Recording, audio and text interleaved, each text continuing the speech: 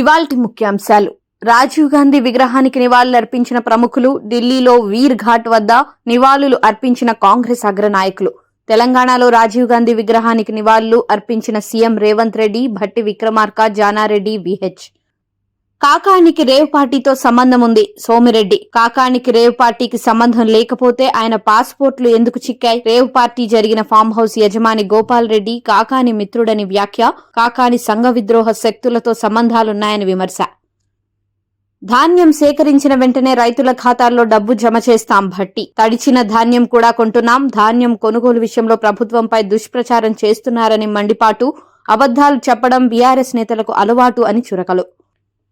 మేం చేసిన రిక్రూట్మెంట్ ను ఈ ప్రభుత్వం తన ఖాతాలో వేసుకుంది. హరీష్ రావు. అట్టహాసంగా నియామక పత్రాలిచ్చి జీతభత్యాలను పట్టించుకోలేదని విమర్శ. జీతాలందక నర్సింగ్ ఆఫీసర్లు ఇబ్బందులు పడుతున్నా పట్టించుకోవడం లేదని మండిపాటు.